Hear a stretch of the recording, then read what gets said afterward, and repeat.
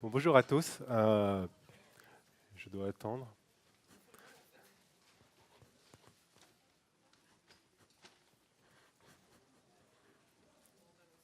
On y va?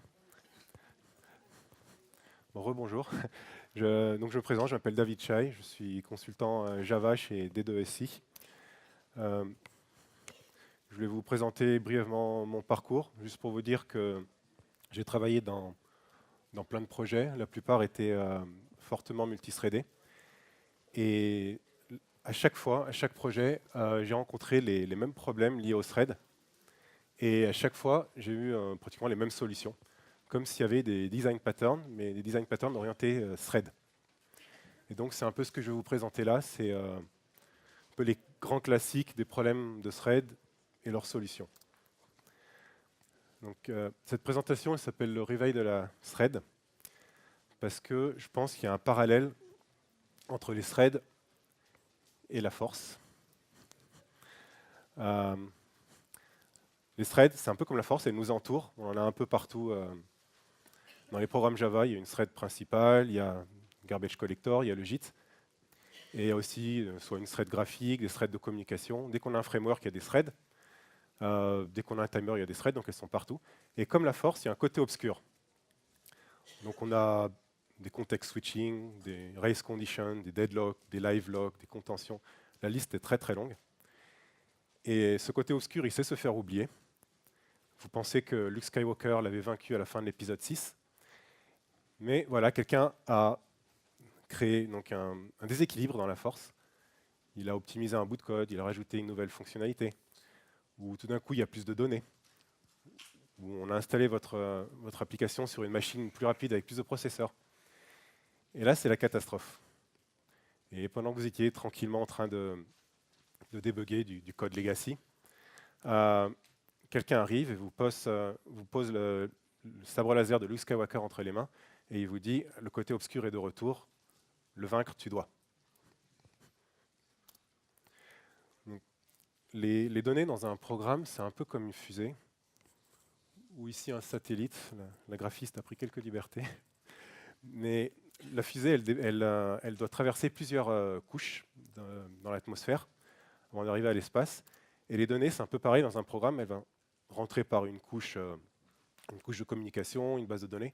Elle va traverser plusieurs couches d'application et elle va sortir par une autre couche de communication ou une couche graphique.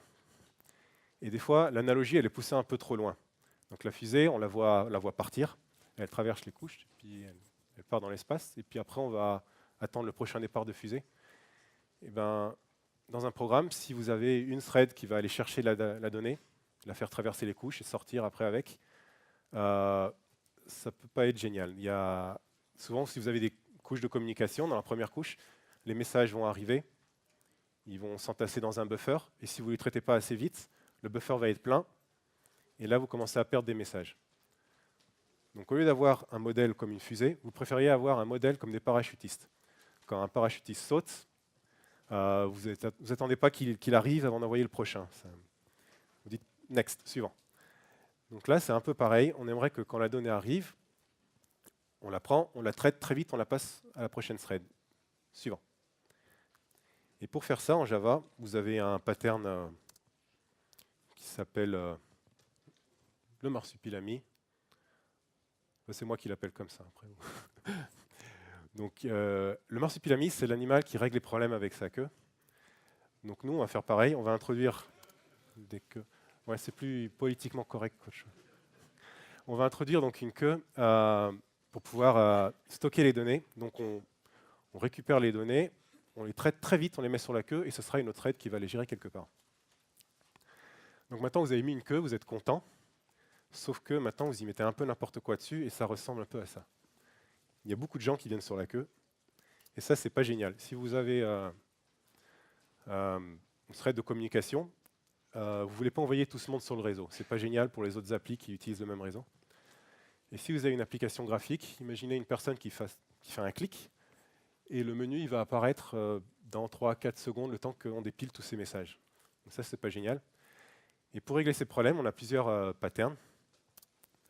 Par exemple, Indiana Jones. Si vous avez vu La Dernière Croisade, Indiana Jones, il a passé 3 épreuves pour se montrer digne du Saint Graal. Et ben, on peut faire pareil avec les données. On les filtre en fait, on les fait passer des épreuves. Elles doivent se montrer dignes de continuer à passer leur chemin. Par exemple, vous ne voulez pas envoyer sur le réseau un message qui dit « rien n'a changé ». Ou pour l'interface graphique, si vous avez une table avec des milliers de lignes, vous voulez mettre à jour que les lignes qui sont vraiment visibles. Les autres, ce n'est pas la peine. Donc un autre pattern qui peut marcher, c'est le hamburger. Ça y est, j'ai faim. Alors le hamburger, l'idée c'est que vous ne voulez pas envoyer d'abord la tomate, après la laitue, après le hamburger. En fait, vous voulez envoyer tout l'hamburger d'un coup. Donc là, c'est un peu pareil. Vous allez merger les données. Si vous voulez envoyer une coordonnée sur le réseau, vous ne voulez pas envoyer d'abord le X et après le Y. Vous envoyez les deux en même temps. Et pareil, si vous voulez envoyer le X, mais tout de suite derrière, le X il a changé, vous voulez mettre à jour la donnée très vite, vous pouvez envoyer qu'un seul message et pas les deux. Donc maintenant, vous avez filtré vos données, mergé vos données. Mais les données, elles arrivent toujours une par une. C'est un peu comme la goutte d'eau. Ça, c'est pas toujours génial parce qu'il y a un certain payload, il y a un certain bruit. Si vous envoyez un message sur le réseau, vous avez un header, il y a un bout de code qui va décider où va aller votre message. Si vous avez une interface graphique, pour chaque mise à jour, il y a un repaint, et c'est une opération assez coûteuse pour une interface graphique. Donc vous voulez réduire un peu le bruit. Pour ça, il y a un autre pattern, c'est le Père Noël, celui qui fait des jolis paquets. Donc vous voulez mettre toutes vos données dans un paquet et les envoyer d'un coup. Comme ça, vous pouvez, par exemple, mettre à jour plusieurs lignes de la même table avant de faire un seul repaint. Et si vous envoyez sur le réseau un gros paquet, le header sera insignifiant. Alors si vous faites le Père Noël, il faut faire gaffe parce que le grand ennemi du Père Noël, c'est Godzilla. C'est le paquet monstrueux, celui qui prend toute la place. Ça, l'envoyer sur le réseau, c'est pas génial, mais en plus, il y a des systèmes de communication qui interdisent les gros paquets. J'ai eu l'exemple récemment de WebLogic qui limitait les paquets à 50 mégas par défaut. Si vous êtes sur l'interface graphique et que vous envoyez un gros paquet dessus, l'utilisateur aura l'impression que l'interface elle est frisée. Le temps que l'interface processe tout le paquet, il y a un repaint que à la fin. Et du coup, il n'arrivera pas. Donc, il aura vraiment l'impression que l'interface est frisée. Donc, du coup, il faut vraiment limiter la taille des paquets. Donc, il ne faut pas des paquets trop gros, mais aussi, il ne faut pas non plus des paquets trop petits. Pour ça, il y a un algorithme qui s'appelle l'algorithme de l'ascenseur. Pour une fois, ce n'est pas moi qui ai trouvé le nom, c'était notre architecte quand je travaillais chez MyCom.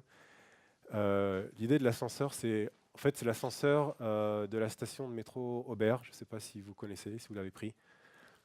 C'est pas parce qu'il est souvent en panne, ni parce qu'il a une certaine odeur caractéristique, mais c'est plus parce qu'il a un timer. Quand l'ascenseur arrive, il ouvre ses portes et on attend 30 secondes qu'il y ait des gens qui rentrent, et après il ferme les portes et il part.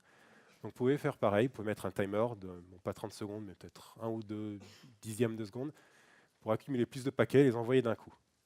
Bien sûr, si vous avez déjà atteint la taille optimale avant la fin du timer, vous pouvez envoyer le paquet plus tôt. Donc là, j'ai montré pas mal de patterns liés aux queues. Mais en Java, quand on utilise Marsupilami, on introduit des thread pools. Et en fait, la thread pool, on a deux choses pour le prix d'un. On a la queue et on a la pool de threads. Donc maintenant, j'aimerais parler un peu des threads. Et la question qu'on se pose à chaque fois sur les threads, c'est combien j'en mets. Et la réponse, assez souvent, bizarrement, c'est une seule. La thread unique, celle qui les rassemble tous et dans les ténèbres les liés. Si vous passez du modèle de la fusée à celui des parachutistes, vous introduisez une thread. Souvent, n'introduire qu'une seule thread, ça permet de garder le code comme avant et de ne pas casser trop de choses. En plus, si vous n'avez qu'une thread, donc vous n'avez pas de problème de concurrence, donc pas de synchronisation, pas de contention, et du coup, souvent, vous avez même des fois des meilleures performances.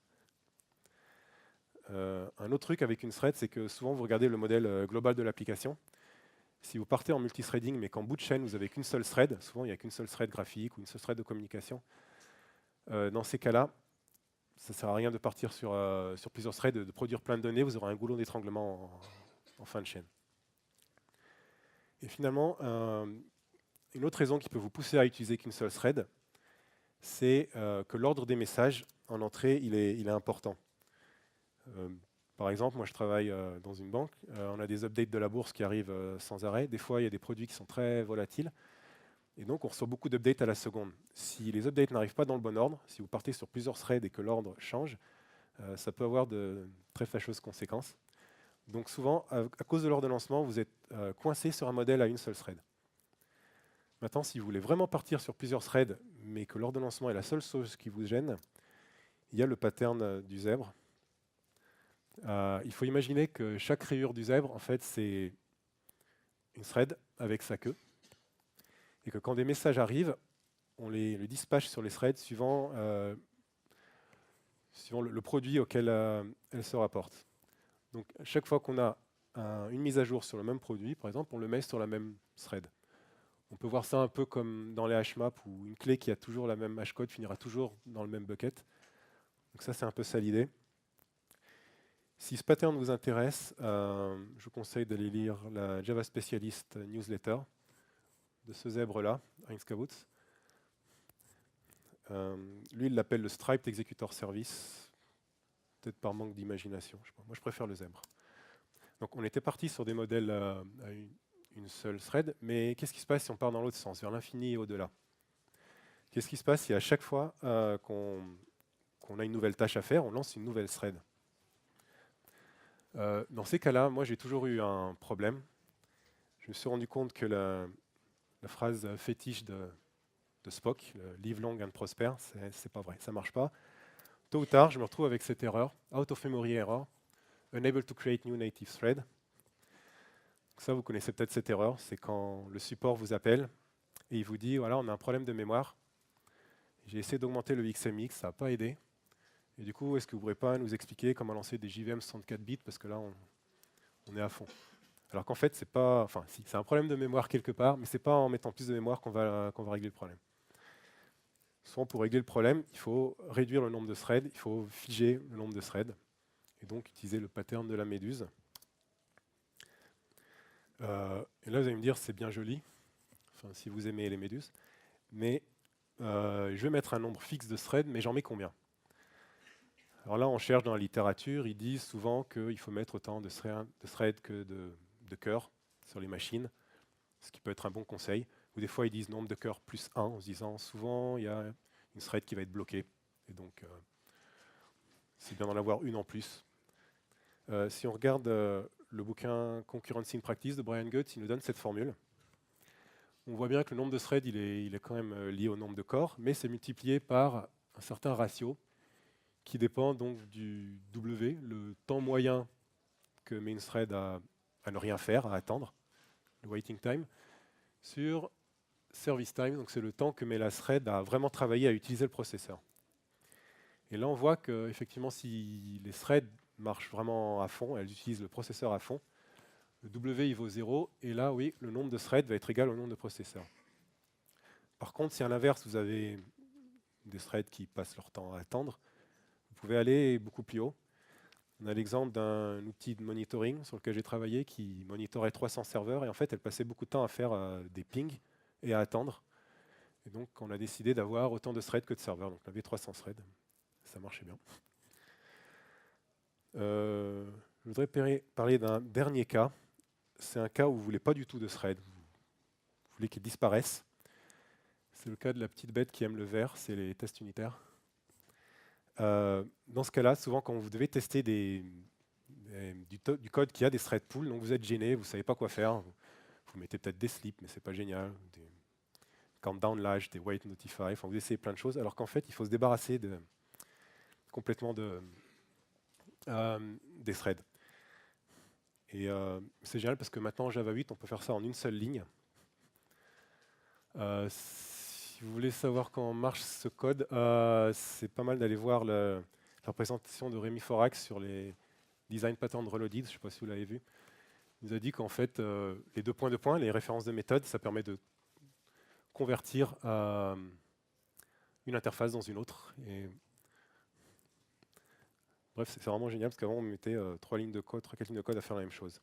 Donc voilà, donc j'ai montré tous les patterns. que je connaissais, donc peut-être que vous les connaissiez, mais avec d'autres noms. J'espère en tout cas que vous avez appris quelque chose. Quoi qu'il en soit, rappelez-vous bien, du bon côté de la thread, restez, tu dois. Merci.